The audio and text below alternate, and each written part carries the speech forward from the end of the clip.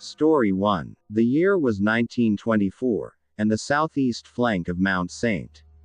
Helens, Washington, was still a jagged, unforgiving wilderness, a place of raw stone and ancient timber.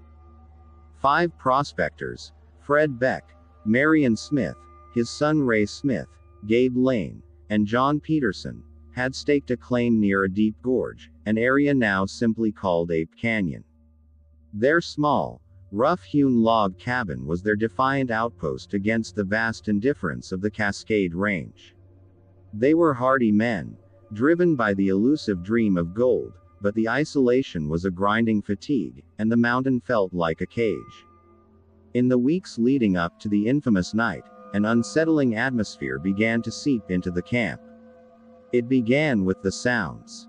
Every night, long after the last embers of the fire had died, a low, percussive thud, like a man punching a massive, dense sack of muscle, would drift from the surrounding forest.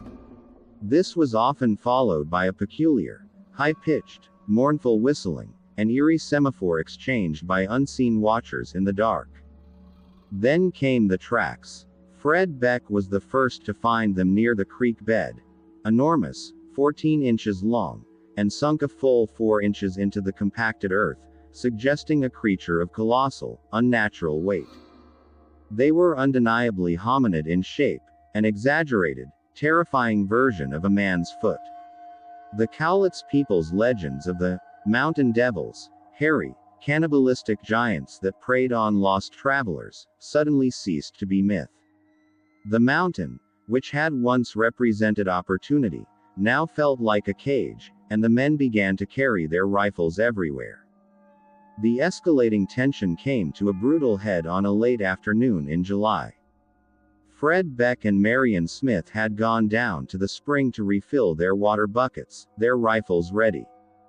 As they approached the water, Marion suddenly screamed, raising his rifle. Fred swung around, and there, partially obscured by a massive pine, stood a silhouette that instantly froze the blood in his veins. It was immense, 7 feet tall, with a monstrously broad torso covered in thick, dark hair. It stood upright, looking at them with what Fred could only describe as an ancient, terrible intelligence. Marion didn't hesitate. 3 shots rang out. The bullets struck the tree, sending splinters flying, but the creature appeared untouched. Instead of fleeing, it reacted with a chilling flash of rage, letting out a raw, guttural roar that was part ape, part steam whistle, and part human shriek. It then bolted and reappeared 200 yards down the ravine, moving with terrifying speed before vanishing into the brush. Fred fired 3 rounds after it, but missed. The men raced back to the cabin, the water forgotten. They agreed. They would flee at first light. But the creatures had other plans. The sun set with agonizing slowness, and around *11 p.m., the siege began. It started not with a growl, but with a thunderous crack. A massive stone slammed into the back wall of the cabin with such force that a section of the chinking, the material packed between the logs, was blown inward, showering Marion Smith with dust and debris. Outside, the night was filled with a chorus of heavy, pounding footsteps, a deliberate, rhythmic stomping that sounded less like animals and more like an organized patrol. Through the gaps, Fred peered into the darkness and saw them. 3 creatures, massive and hulking, their dark, shaggy outlines shifting in the shadows. The attack escalated instantly into a brutal bombardment. Rocks, some the size of a man's head, were hurled with incredible velocity, slamming into the thick log walls with the sound of a hammer blow. The men could hear the thud-thud-thud of the creatures, fists pounding on the door and the log walls, a furious, focused display of physical power. Roy, Gabe, and John scrambled to brace the heavy plank door with their shoulders and boards from a bunk bed as one creature repeatedly hurled its enormous body against it, trying to knock it off its hinges. Fred and Marion battled the other creatures who seemed determined to find an entrance. One giant, with terrifying agility, climbed onto the roof, jumping and slamming its full weight down, attempting to smash the timber framing. Marion and Fred fired a volley of shots through the roof, and the creature shrieked, leaping down to redirect its fury onto the back wall. The true horror of the 5-hour siege was the creature's cunning. They were relentlessly targeting the weakest points. At one point, a heavy stone blew out a section of chinking near the floor, creating a gap no more than a few inches high. Suddenly, a thick, hairy arm, powerful as a hydraulic piston, shot through the hole. On the inside wall, leaning against the logs, was the prospector's axe. The creature's colossal hand snaked out, closed around the wooden handle, and began to pull. Fred, his adrenaline overriding his terror, lunged forward and seized the handle, engaging in a desperate tug of war with the monster on the other side. His feet slid on the floor as the creature's inhuman strength threatened to win. Seeing his partner's desperation, Marion instantly raised his rifle, aimed directly at the arm filling the gap, and fired. The bullet struck the creature's forearm. A wounded howl of pain mixed with furious, renewed hate erupted from the darkness as the arm was violently snatched back outside, and the axe clattered to the floor. This exchange marked the peak of the terror. The creatures, now wounded, became even more desperate, continuing their relentless bombardment. But the men had secured the door and the logs were holding. They hunkered down, their guns aimed at any potential breach, praying for the sun. The assault began to taper off only as the first slivers of dawn began to paint the canyon walls a pale gray. The noises became less organized, the rock throwing sporadic, and finally, the heavy stomping began to recede into the depths of the canyon. The men waited a full half-hour in a state of tense, trembling silence. The cabin was a shambles, the ground outside churned and littered with stones, and the huge footprints were everywhere. Cautiously, rifles ready, they removed the bracing and opened the door. As they prepared to flee, grabbing only their rifles and the gold they couldn't bear to leave, Fred Beck spotted one of the monsters. It was standing on the far edge of the canyon, about 80 yards away, an enormous, hairy sentinel silhouetted against the rising sun. The sight of the creature, after the terror of the night, broke the last of Fred's restraint. He raised his rifle, sighted the giant figure, and fired 3 rounds. The final shot struck the creature. It staggered, took a clumsy step backward, and then, with a horrifying, soundless lurch, toppled over the edge and fell 400 feet into the sheer, inaccessible depths of the ravine. The other men didn't wait. They fled the canyon in a desperate, panicked rush, driven by the knowledge that they had wounded a whole clan of vengeful devils. Their story spread like wildfire, and the canyon, already steeped in local folklore, was instantly and infamously christened Ape Canyon. The authorities investigated but found nothing conclusive. No body, only the battered cabin and the huge footprints.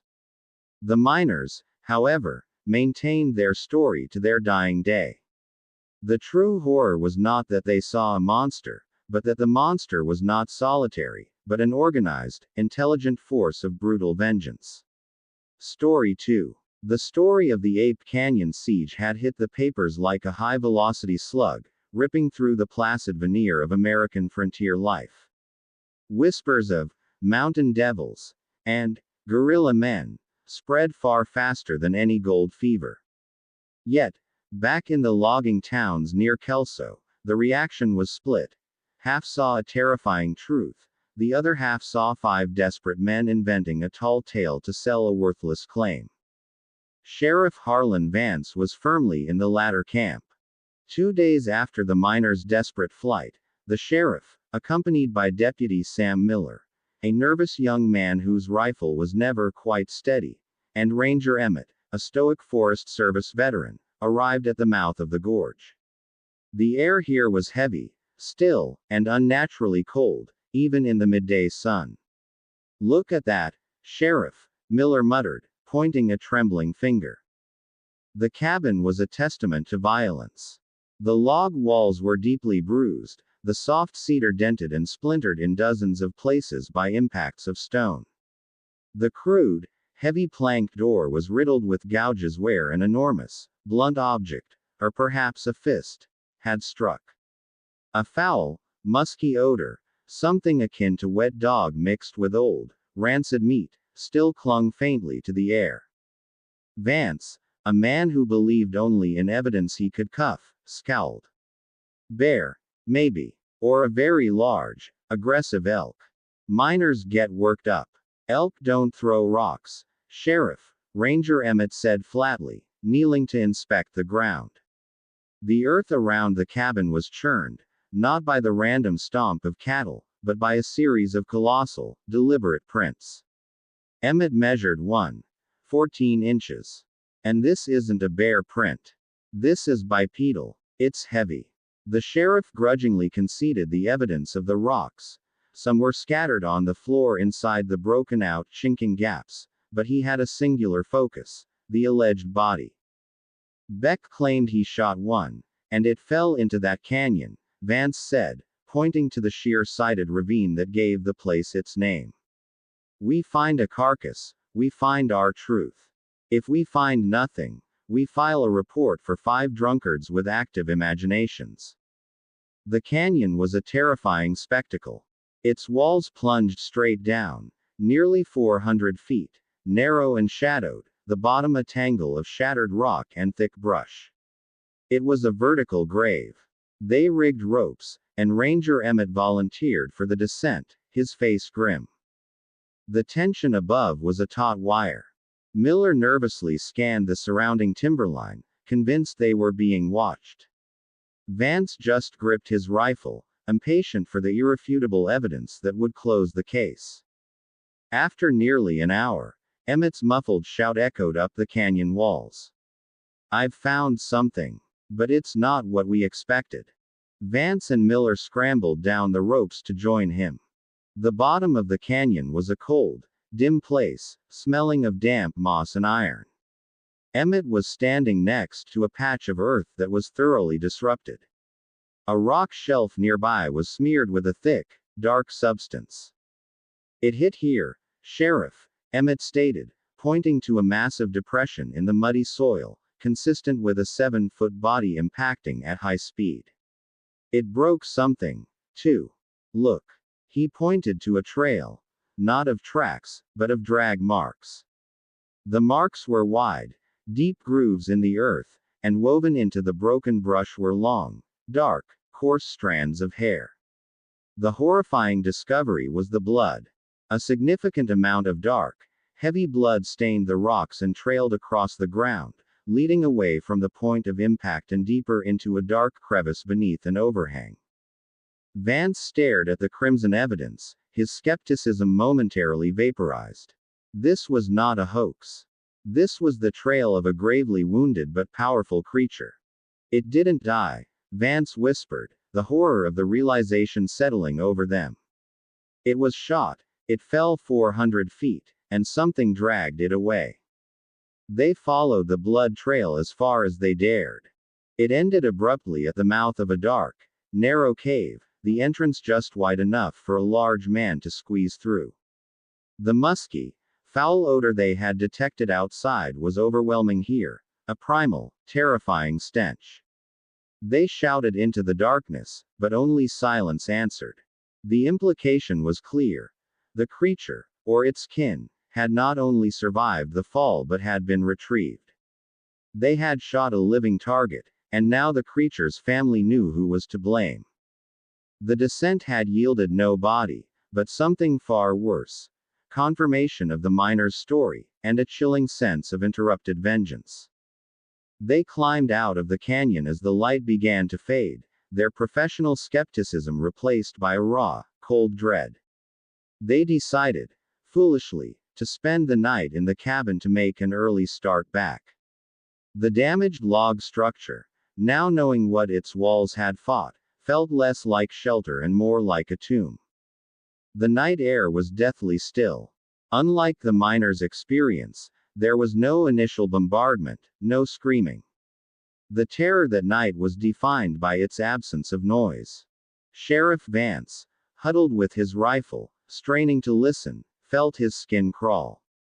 They had extinguished the lantern, believing the darkness was their only camouflage. The only sound was the wind, his own frantic heartbeat, and the nervous breathing of the two men beside him. Then, from the darkness just beyond the cabin, came the first sound. It was a slow, deliberate thump. Not the angry barrage the miners described, but a single, heavy thud against the earth, close enough to vibrate the floorboards. It was followed by the low, mechanical whistle, the same sound the miners had reported, but this time, it seemed to be aimed directly at the small, dark cabin. It was an unnervingly clear, almost mocking sound of recognition. Miller whimpered softly. "They know we're here, Sheriff. They're surrounding us." The creatures had learned from the first attack. There was no rage, no brute force. This time, they used stealth and psychology. For hours, the men endured a living nightmare of auditory torment. They would hear a massive, soft footstep right outside the chinking gap, followed by a low, guttural breathing sound. Then, silence for 20 minutes, only to be broken by a large, heavy object being dragged, slowly, deliberately, across the roof.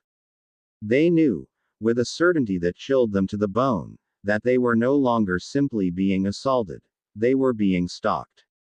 At one point, Ranger Emmett swore he saw two enormous eyes, glowing faintly yellow in the complete darkness, peering through the narrow chinking gap in the wall. He raised his rifle, only to have the eyes blink and vanish, replaced by the deep, musky scent of the creature's breath filtering into the cabin. The creatures were playing with them. They were asserting their dominance over the valley. The message was clear. You trespassed. You harmed one of ours. And now, you are trapped. As the first, gray light of dawn appeared, the noises faded instantly, leaving behind a silence more terrifying than the night's siege. Sheriff Vance, his face gray and drawn, did not need to speak. His skepticism was dead, replaced by a deep, existential terror. The sight of the massive, deliberate footprints surrounding the cabin in the early light was enough. They fled the canyon that morning, moving with a desperate, panicked speed that belied their professional training. They carried no gold, only their rifles and the horrifying, unanswerable truth of the mountain. They never told the full story to the press. They filed a brief, vague report blaming large, aggressive animals for the damage. The siege of Ape Canyon had ended for the miners, but for the investigators, it became a terrifying secret. They had confirmed the existence of an intelligent, powerful, and deeply vengeful predator dwelling in the heart of the American wilderness. The canyon remained empty of men, but its dark, sheer walls now held a far more chilling title, a monument to the night that human civilization discovered it was not at the top of the food chain. And deep within the shadows of the gorge, the wounded creature healed, and its family waited, the haunting whistle of their signal carrying on the lonely wind. Thank you so much for watching this video. Make sure to subscribe, like, comment and turn on notifications if you enjoyed the video so you never miss an upload.